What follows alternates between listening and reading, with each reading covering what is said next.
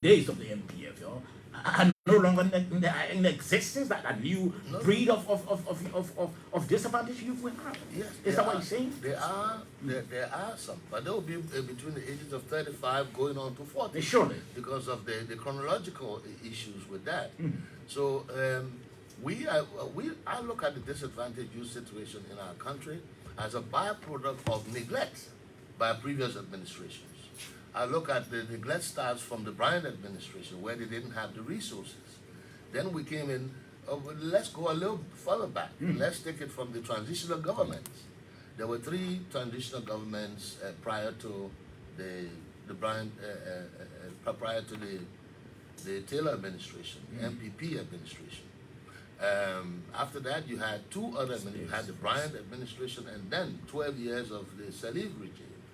So you see that basically, if you add those 12 years to 2 years of Bryant and another 4 years of transitional governments, you find out that the age of most of the disadvantaged youth are between 30 to 40. Are between, now they are between 14 and 30, 35.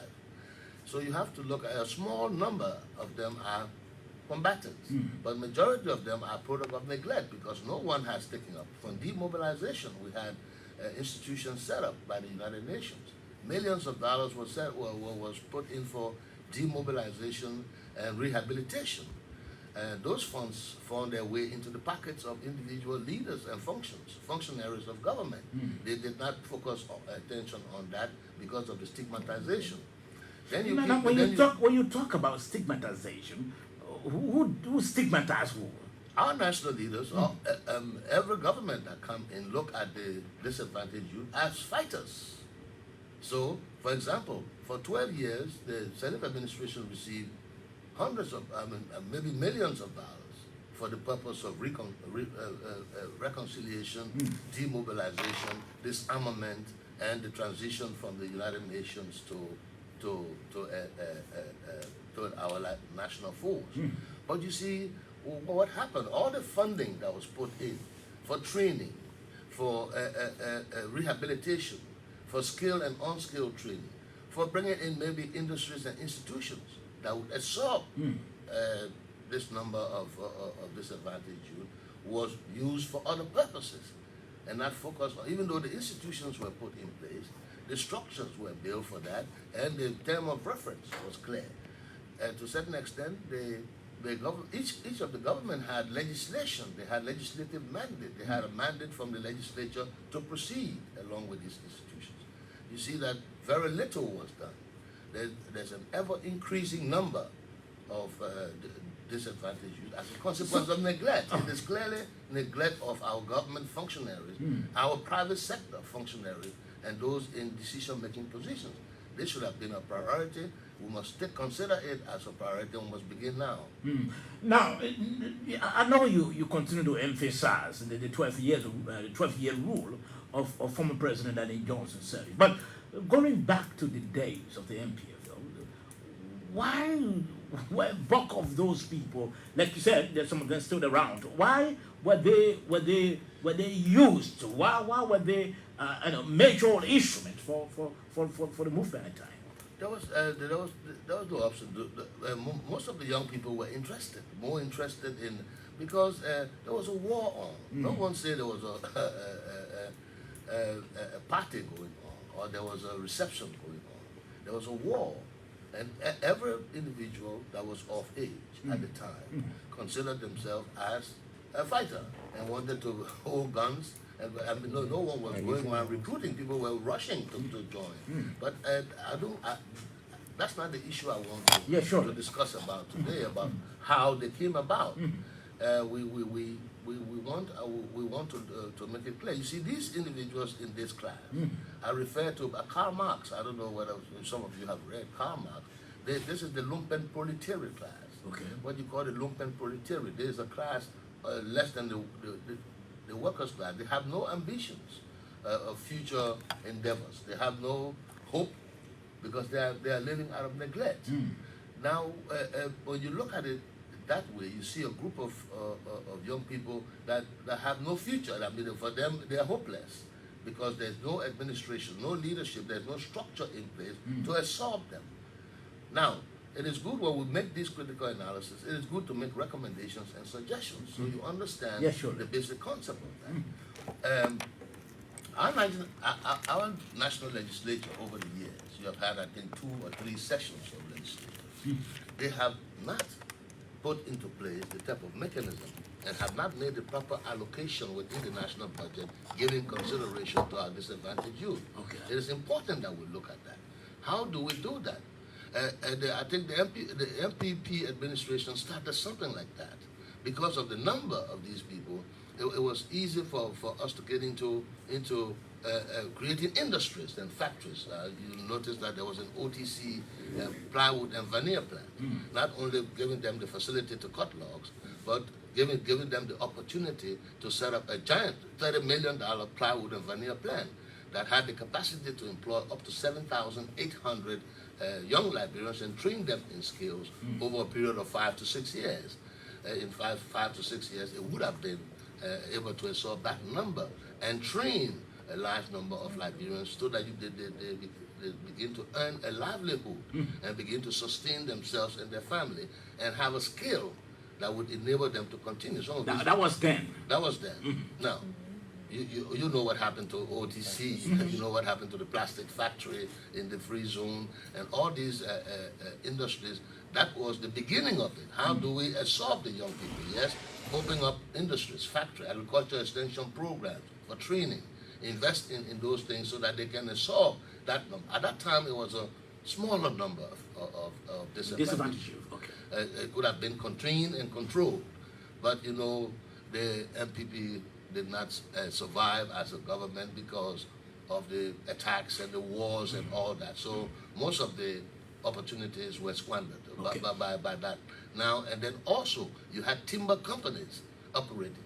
There were about 14 or 15 timber companies absorbing over 28,000 employees and workers. Now you're talking about tree founders, you're talking about foresters, power saw operators, yellow machine operators, flatbed trucks operators, loggers and things like that.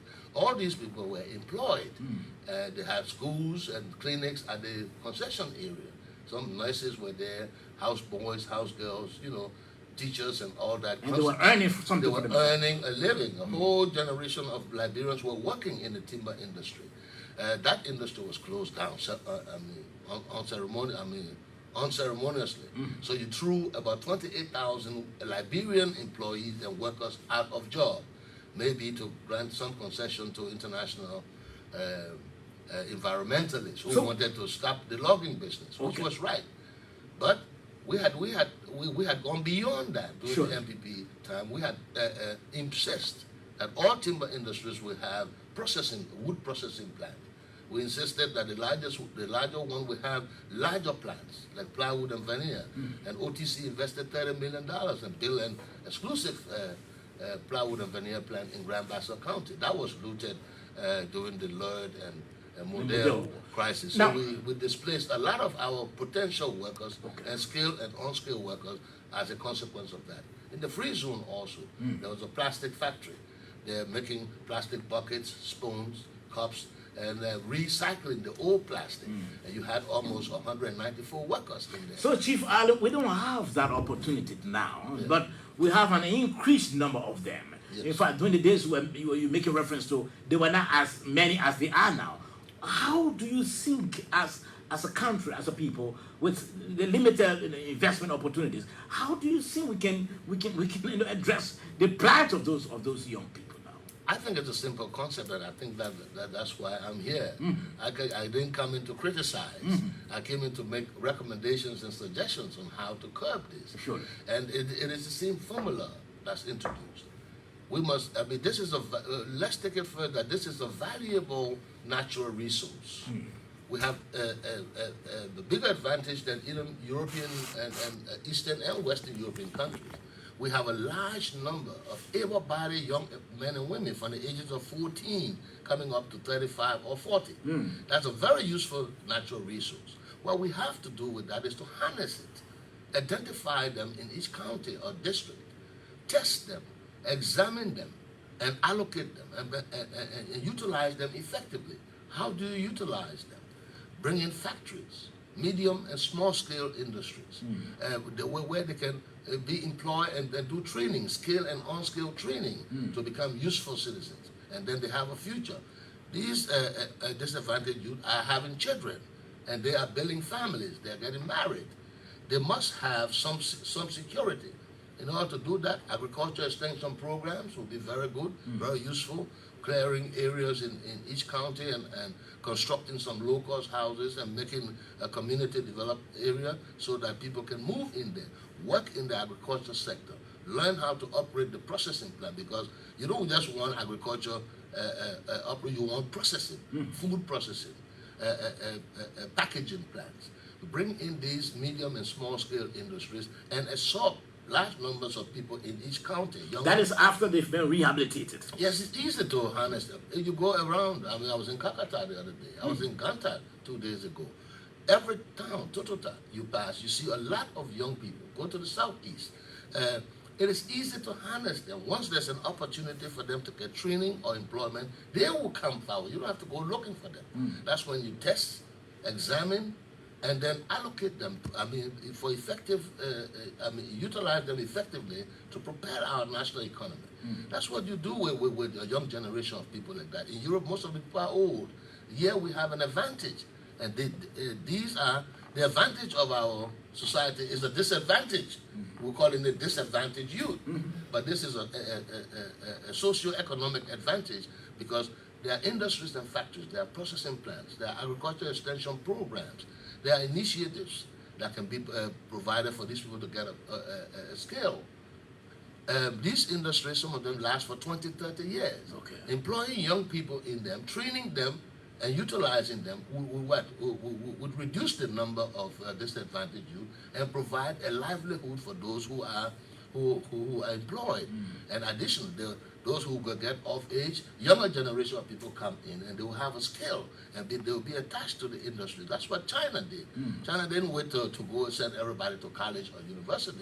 They opened industries, small scale factories and whatnot, and trained their human resources to be effectively utilized for the economy. That's why the economy is strong today. We can follow the same context from Thailand and other countries. They did the same thing.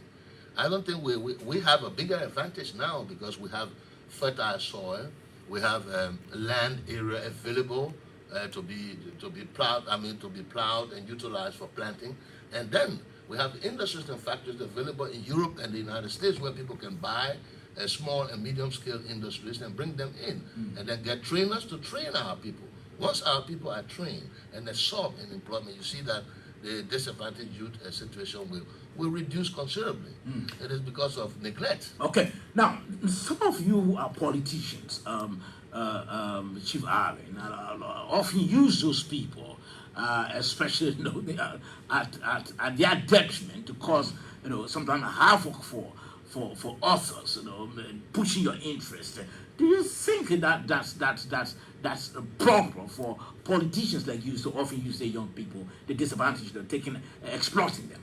No, I think it's a serious disadvantage to our economy, where you have all these institutions, political institutions, and other people who use the younger generation of people, of youth for this, youth for Bromsky, youth for Taylor, youth for that, and your young people have no disagreement between and amongst themselves. They have no misunderstanding. They are attached to institutions that have them now fighting with each other. The younger people are throwing rocks and stones. They are in pickup and trucks going around disliking each other because of they're trying to demonstrate love for their own of leadership and institution. It is a misallocation and underutilization of the able-bodied men and women that can be of use to our society. You cannot use them to throw rocks and to insult others and go on the internet and disgrace their national leaders. We have to seize, and the younger generation of people have to unite under one umbrella as a group of chronological people, chronological generation of leaders, people coming together to advance their age grade. But they are divided, and most of the politicians now use the youth as a divisive tendency, and it should be discouraged. And the young people should discourage that by remaining united between and amongst themselves. Set up institutions that are of chronological nature. So you're talking about age group of people now, and not a party, or not an institution, or not an opposition or a ruling institution. It is more like a generation of people who are conscientious about national development and interested in the well-being of their generation of people, and make recommendations and suggestions. The institutions are in place. One of the recommendations that we put forward is that our national legislature, now the coalition government, should insist and get our national legislators to try to allocate the financial resources to be able to handle this issue of small-scale, medium-scale industries, agriculture extension programs, and training, building of low-cost housing and things in various counties and districts to be able to absorb these young people, because they are useful. They are not wayward. They are most of them are not physically disabled. They are able-bodied men and women, and they have knowledge. They can be used, they can be trained and examined and utilized effectively. That's what we have to look at, the possibility to get our legislature now, instead of adding money to their budget to increase it, they should be making some allocation to the different institutions that have been set up. Madam Salif did very well to set up the various institutions that can manage and handle these things. But they have not put in the proper resources into these institutions to expand them, so that the purpose for which they were established by acts of legislature or by whatever legislation can be effectively implemented. It takes resources. Madam Salif had a lot of money for that. Now we see funds are coming in again. The bicentennial, I think the United States gave up, I think, $56 million for medical. For medical, and the medical fee can also be expanded with dispensaries and small hospitals and training programs for some of these people can be used in these medical facilities if they are extended properly, and can provide the right type of training for the resources for these younger people to learn some trade and join a profession. So we must allocate resources. The only way you can curb this is for the national government to get the national legislature to institute programs and to invest in the national budget to provide funding for these disadvantaged youth. They are part of our society, they are part of our communities, and they must be harnessed as they are, because you can take the number. Right now, I think if you check, you will find out that there are numbers. People know in each county the number or estimated number of disadvantaged youth. They have organizations, and it's easy to harness them through their institutions and organizations at the constituency level, put them into training programs. You have to establish the institutions first, the factories and the industries. We must invest in that. It is important that we concentrate on that as a government, and we focus on that to try to rehabilitate our younger people, because the result of that could be instability. The result of that could be pandemonium. You see what's happening in the streets there, and when people steal, they burn them. Other people are very angry to the extent that they kill and bury some people. This is jungle justice. This should be discouraged in our country. Our people must be encouraged to live a better life. You're listening to the Super Money Show, rated on the OBC 99.9 and also frequencies across Liberia. Our studio guest is a senior member of the ruling coalition. Now, let me take into politics. Chief Cyril Allen, what is it that you are envisaging ahead of 2023? I know you are set to give your president a second term, a second 6-year term. Let me qualify that correctly. But in the midst of that, and with that ambition, you still see the opposition and trying to also strengthen their backgrounds and putting all of their necessary strategies together to defeat your purpose of second term. What do you envisage? Well, I said very clearly the other day, I think I had an interview with Sky FM, and I sent you a copy of that because I wanted you to monitor. Basically, in unity there is strength. And in order for us to win the democratic process 6 years ago, we formed an alliance, a coalition of political parties. And this is some of the credit that you have to give to our current president for the ability to come out of 12 years as an opposition, maintain an institution, and then come at the eve of an electoral process and form an alliance, a coalition, and win at the democratic process. It shows you that in unity and consistency there is strength. That is what is lacking in the opposition. There's nothing wrong with having a formidable opposition in the country, young men and women who are organized under one umbrella, who respect their constitution and the bylaws of our country, and forge ahead with unity. But as you see, the Coalition for Democratic Change is not threatened. We are not threatened because you don't have a viable and a united opposition. So, I mean, that doesn't mean that we're not going to work hard for the electoral process. Yes, we will. We will have our strategy. We will remain focused. We are on the right trajectory. So we remain on course with that and beef up our county executive committees, our regional executive committees, and our membership. You know, we have had a giant membership drive from the three political parties, the Congress, the MPP, and the LPDP. We have had our mobilization team going out and identifying our membership at the district level. We started from the district to the constituency, then to the county. So we have a rough idea of the type of numbers we have right now on our roster.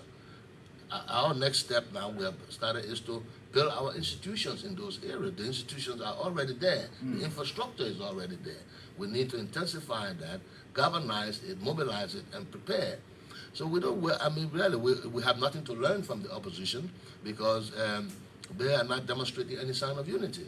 I said that in this same studio 6-7 months ago to you, when you asked me about the CPP when they were formed.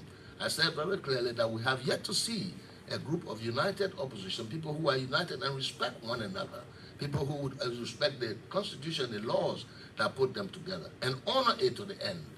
I told you that the CPP will not last for a year or two because of the greed and the personal aggrandizement of the leadership of each of these institutions.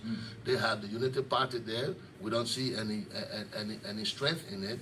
Boca has been heading the Unity Party for what, 5 years now, and all they have is this unity, this organization, and he needs to play the leadership role, and he's not playing that. Look under him as chairman of the CPP. The CPP is broken up. So what kind of leadership? Are you a national leader? If you cannot put it together 40-50% of the electorate under your opposition, how can you govern the entire country? These are some of the evaluations that people must do before they decide to follow people. Okay. You know, the CPP now is virtually broken apart. This was the strongest possible opposition to contest elections against the Coalition for Democratic Change. It's compartmentalized. Are you hopeful that the breaking apart of the CPP will give it a free ride? We are looking for a free ride as political leaders of our country, as an organized campaign group and organized campaign team. We don't want an easy ride. We want to be able to work hard and harder at the district and constituency level to be able to win the democratic process. A weak opposition is a big advantage to the ruling establishment in any area and in any respect. We do not support this unity between and amongst other institutions. In fact, we prefer for them to be united. That way it will be easier to absorb them as one unit after the democratic process. But if they are disintegrated and disjointed as they are showing, it just shows the Liberian people the quality of leaders that they would have voted for against the coalition. You can see that now. I look at Alexander Cummings, also as the leader of the ANC. Nothing, no harms meant, but I'm very honest about my opinion. We are in this country. We've been here all these years. We have done, we have achieved. We are successful people. We have been here. We didn't say we want to be president. Early Cummings come to Liberia. I don't know what made him so brave as a young man to declare that the only job he wants in Liberia is to be president, and everybody is supposed to submit to him. I doubt whether he will be able to develop the institution. I want to be clear. Well, whether he will be able to develop the institution and be able to galvanize the type of democratic numbers that he needs to win the national election. So you think his ambition is unrealistic? It's unrealistic. Why is it unrealistic? Because you come in, you have an institution, the ANC, yes. You have not expanded the ANC. You went for the electoral process, maybe spent $5-6 million. You did not win one electoral seat. You lost 75 seats in the last election. 73 representative seats and to the president and the vice president. That's 75 seats in a democratic process. That means you are spending money to make yourself president. You should have spent money to make representatives in the very district. In each county, at least you should have put forward some strong delegate and finance them properly rather than financing yourself. You should have financed those individuals because those are the pillars upon which you will stand to get the democratic numbers. This is all politics. It's not about rocket science. It's about getting in touch with your constituents, making sure that you galvanize and strengthen other pillars around the county so that you can be able to get votes through these things. Go to a county, get a school teacher, get a school principal, get a dispenser, a nurse, or a market woman, or a market person, and strengthen them in their county, strengthen them in their district, so that the people can see that you have strengthened and uplifted an individual within the district. They will galvanize the support for that individual that they love in their district. And that individual can be your candidate. That candidate will also attract democratic numbers for you. That's what I like for our politicians to look at. This thing about beating drums and dancing and a group of people singing behind you does not give you democratic numbers. When people come to you and say, my people say they want to support me, I want to join your institution because my people are petitioning me. You have to observe that. You have to send scouts out to the district and the constituency to be able to ascertain the quality of personnel that you are putting forward, because what you want is victory. And what you need is democratic numbers. Vote has no quality. You see, you can have 10 PhDs here, and I have 11 ex-combatants or disadvantaged youth, and I will defeat you because of the democratic numbers. That is what I'm looking at. We are not threatened by the opposition because they are disunited in the first place. Okay. And notwithstanding, we have to organize and put our house in order and begin to forge ahead. I understand that this program is being relayed by Power FM Radio 93.3. Power FM is relaying this interview. Now, you spoke about disintegration of the opposition, and you also hailed President Weah and the rest of those in the coalition for still keeping together. One would like to know from you, Chief Allen, what is the strategy you think that President Weah and all of you been using to keep your coalition together? That maybe the opposition can also learn from. Yes, the opposition first thing to learn is that in unity there is strength. We have demonstrated that in the last election for 3 political parties and other constituent parties to come together with one understanding and agreement to contest the democratic process together and stick together under a genuine political arrangement with the informing the Election Commission of the procedures and how to go about it. We have remained a united force. Yes, we have had difficulties within. Yes, there have been some misunderstanding and miscalculations. So have they been sorted out now? Most of them, I mean, once you identify a problem, then you can find a solution. So we have identified the problems that existed. We are experienced now for 5 years as a political union. So we can now... So the MPP has no intention to pull out of the coalition? The MPP has no... I mean, if you are in 12th grade, will you ask people to put you back into 10th grade? No, we are the ruling establishment. We are part of that. Whatever the difficulties and the differences are, as an institution, we come together, solve them within, and then move ahead, forge ahead with the national agenda. Our priority is a national agenda. We have a national platform that we must deliver to the people. If we cannot deliver in 6 years, we will ask them for another 6 years to be able to deliver the goods. But we must be diligent in our duty. We must be conscientious as a united front and remain united. The opposition now, you can see the difference. I mean, with the numbers will dwindle because some people have hope. You cannot build the hope of people with a strong opposition like the CPP was galvanizing and then discourage your membership by having poor leadership. The problem in the CPP is the inability of the leaders to lead properly. You see, I mean, you are first thing they must realize, you're going against an incumbent, the leader of the president of the country. You are going against a united ruling institution, a coalition. You are going against an individual who have galvanized a political institution in opposition for 12 years. The Congress had been together along with the MPP and whatnot. We've been collaborating for over 12 years. You have that. You have an experienced national leader. For 5 years, he gathered what? Experience. He made friends. You're going against someone who's committed to national development. And you can see some physical things going on, and we are galvanizing, looking for more support. You must prepare yourself to go against an individual like that. You know, you can't take 2 years running the country after one electoral process and come in and say, I want to be president. It took Ellen Sirleaf 30 years to become president. It took George Weah almost 15, 16 years of winning and, contesting and losing to become president. It took Walker and then so many years. You cannot come in 2, 3 years, a newcomer, and say you want to be a boss. You seem to be very critical of Cummings. Do you have anything personal with him? I'm critical about the entire opposition. I don't see no leader between and amongst them. I see Walker. I saw Walker as Minister of Agriculture. He did well. I saw him as a vice president for 12 years under Ellen Sirleaf. He did well as a vice president. But by no means have he developed the type of strength and the type of leadership capacity to be a national leader, because it's been demonstrated over 3 months. He was the leader of the CPP. The CPP has crumbled. It's crumbling now. He was the leader of the Unity Party for 5, 6 years since Ellen Sirleaf left. You know the status of the Unity Party right now. They are in gloom and panic, and they are looking for escape vents. So that kind of... Is it the ruling establishment that's throwing a wedge in the opposition? But there's nothing like that. Liberians normally are sycophants and opportunists when it comes to national leadership. I don't mean generally. I don't call all Liberians that.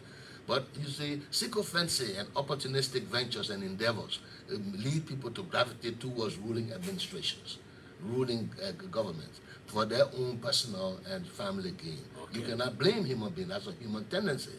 But then, look at the reality.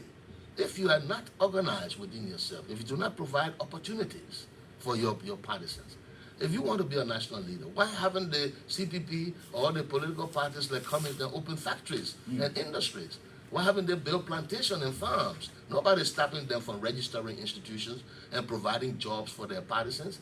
Why don't they have a cordial relationship, even with the existing government, to make recommendations of their partisans who are qualified Liberians, competent, some trained by the Liberian government over the years? These are qualified Liberians who are within the age of working. Recommend them to the government. Have that kind of rapport with the ruling establishment as a Liberian.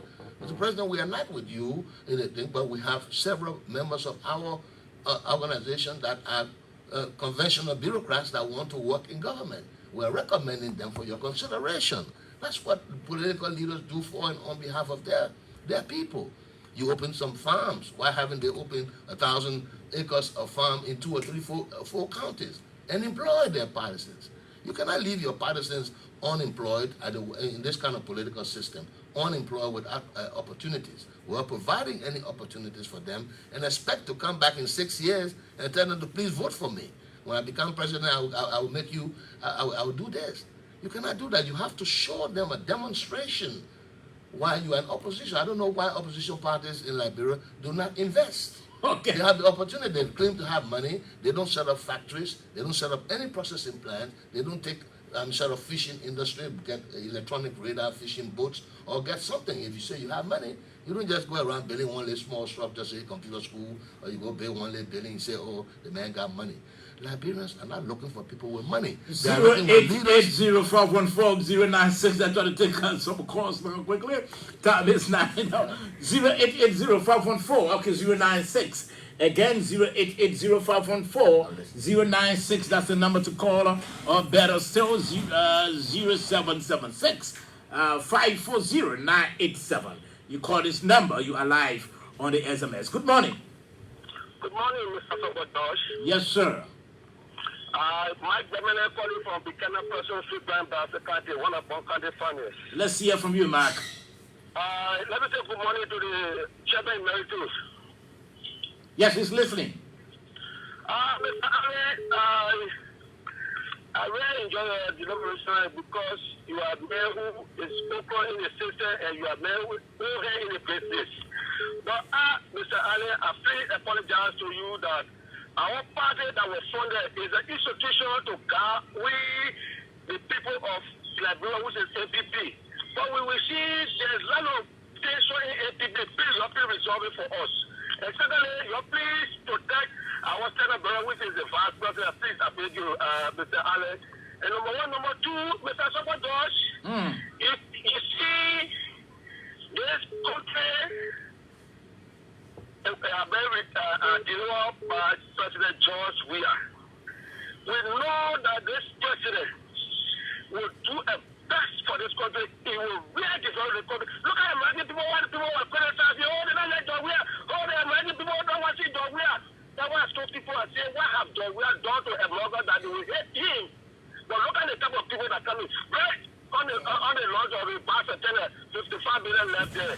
And you see that they were doing bad on like, the people will do their work. And look at the dedicated that came yesterday. Look at the one that said to you, the comments, and government, they just not know what to do.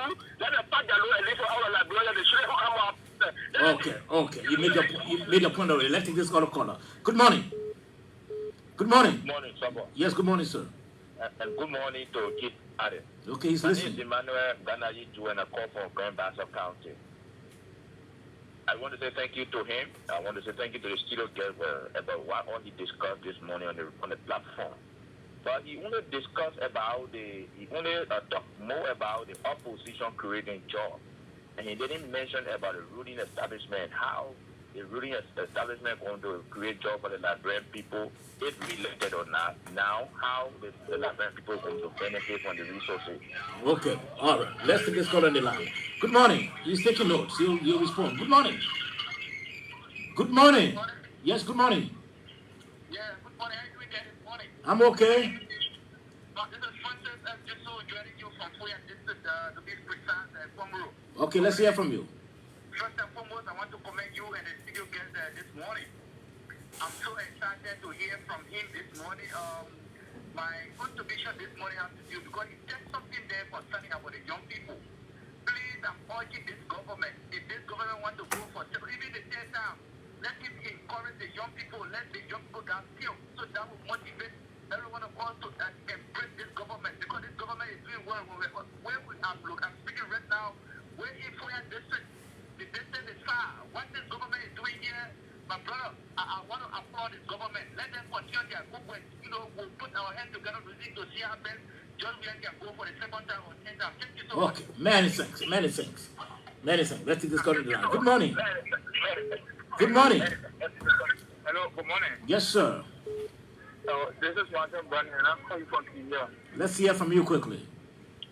The man still he spoke well, but what I want to ask him is that, what I don't want to do for the Liberia is that he forgot about today start saying the opposition, saying negative things about opposition, how they are not together.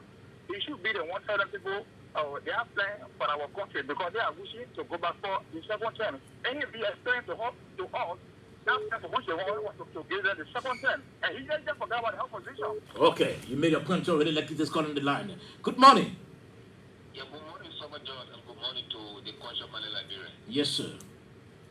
My name is Abraham Political Mojosetu, and I call from the most talk about Avenue this morning. I appreciate Chief Cyril Allen. I think he spoke very lengthily. I agree with him when he said that I think opposition need to be in the habit of investing in this country, ensuring that they can help their citizens because they are also government in waiting. Chief Cyril Allen now, we are headed to major election in 2023. We agree that the government is doing extremely well. But let's look at the brief history. Our three political party came together in 2023. 2017 we unseat former President Cyril, which is the NPP, the LPDP with CDC. Now the CDC will be going for convention, which is the Congress of Democracy. Are you also contemplating the NPP to go for convention so that we can have a viable and extend the CFS? We we can win the upcoming election. What's your take on the issue of the electricity for constant electricity? Which are the approach we can use for to have stable electricity in Liberia? Okay, many thanks. Many thanks. I think it's coming to the line quickly. Good morning. Good morning. Okay, the call is not ready. Let's take on the line. Good morning. Good morning. Yes, good morning, sir. Yeah, my name is Cyril. Yes, please lower the volume of the radio. Go over there quickly. Yeah, I want to commend Mr. Allen this morning for his statement about the youth and so forth. I want to appeal to him to please help me because I'm not a child. I'm sorry, my son is in school and I already have the need of pay for his grade. Okay, many thanks, Mr. Allen is listening to you. Good morning. Yeah, so how you doing? I'm okay. Okay, I'm Steven Don. I call from Zero Whiskey. Okay. My salutation to our legend in Steven. Thank you. He has said no name that he wasted breath. You know, this is the only problem I got with the politician who claim to be billionaire. You are billionaire and your neighbors are lavishing around who, and then you claim to be a billionaire. Or you see, they feel that they can hold it like bread. They can only invest in their facilities, but they don't invest in, human resources. We know them. Thank you very much, like this. Okay, let's discover the line quickly. Good morning. Morning, someone. Yes, sir. Someone, this is Mark Loco, and I'm calling from the office of the International Alliance of Liberia. Okay. Let me appreciate Chief Cyril Allen for this level of deliberation, and I think Cyril Allen has just stated well for us. Relative to the CPP, and he talked about 6 months ago that the CPP was from home, and they are just one data or argument that they are a group of serious people. And the Zana Komen, Bena, Ure, these are people that have no love for country. And Cyril Allen has said it to us, and we have no doubt about his political analysis. So thank you, Cyril Allen, for the conversation this morning. I appreciate it so much. I'll take on the 2 more and close it up. Good morning. Yes, good morning, sir. Oh, good morning. Good morning, Summer George. Yes, good morning, ma. This is Rose Baker calling from Paris. Good morning, Chief. Good morning. You know, you talking about the youth. I was wondering if the really want to change. Because what going on the Jackie Benji is someone that came from good homes. Very good homes. We have one boy here in Balance with that boy can fix the generator. The last night I said, I got a number. So I told my grandson, can you come and go? That boy wrote the suit. I said, let me check. I was wondering, but then when the boy came in the street, they get him. Now, what I said, but his father is a former police corner. Can you imagine that? They don't want to be on there. If you go back there, what are they waiting to leave on there? Okay.